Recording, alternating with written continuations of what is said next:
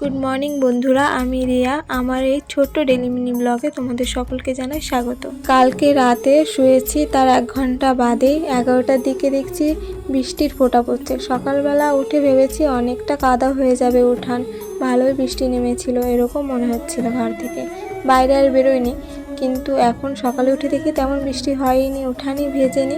আমাদের এখানে কদিন ধরে মেঘলা মেঘলা, তেমন গরম নেই, হাওয়া থাকে, কিন্তু বৃষ্টি হবে হবে করে কিন্তু হয় না। তোমাদের ওখানেও কি এমন ওয়েদার? হলে অবশ্যই কমেন্টে জানিও। আর একটা কথা, তোমরা কে কোথা থেকে আমার এই ভিডিওটা দেখছো অবশ্যই কমেন্টে জানিও তো। দেখো, আমি বাসি কাজ সব কমপ্লিট করে চলে এসেছি রান্নাঘরে রান্না করতে, আর আমি কাটছি ধুন্দুল। এগুলোকে আমরা ধুন্দুল বলে থাকি, আর তোমরা কি বলো অবশ্যই কমেন্টে জানিও। আমি প্রতিদিন রান্না করি, আর আমার ঠাকুমা আমার পাশেই বসে থাকে প্রতিদিন, আমাকে অনেক কিছু গুছিয়ে দেয়। আবার যেদিন ভালো লাগে না সেদিন বসে থাকে চুপ করে, সবসময় আমার পাশে পাশে থাকে, একদম আমাকে চোখের আড়াল করে না। মানে আমি যদি একটু রাস্তায় বেরোই তবু আমার ঠাকুমা রেগে যায়, এক মুহূর্ত না দেখতে পেলে চিল্লা চিল্লি শুরু করে দেবে আমি কোথায় বলে। বাড়ির সবার কাছে জিজ্ঞেস করবে আমি কোথায় কোথায়, এরকম করে।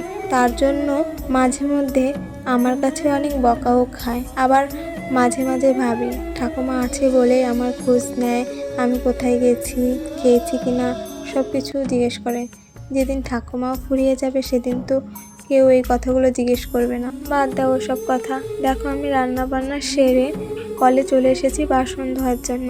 প্রথমে কড়াইটাকে ধুয়ে রেখে আসলাম, তারপর যেগুলো দিয়ে ধরি কড়াই সেগুলো নিয়ে চলে এসেছি কলে ধোয়ার জন্য। একটু নোংরা হলে ধুতে হয়, না হলে ধরা যায় না। আমি এগুলোকে ভেজাই না বলে 2-1 দিন বাদে বাদে ধুই। তারপর সবাইকে খেতে দিয়ে খাওয়া দাওয়া করে বসে পড়েছি মৌসুমি লেবু কাটতে। মৌসুমি লেবু কেটে বাবাকে খেতে দিয়ে আসলাম, আর আমিও খেয়ে নিলাম। তারপর আবার চিন্তা মাথায় আছে অনেক, আবার একটু শুয়ে থাকবো, তারপরে আবার শুরু করবো বিকালের কাজ। তো ভিডিওটা কেমন লাগলো অবশ্যই কমেন্টে জানিও।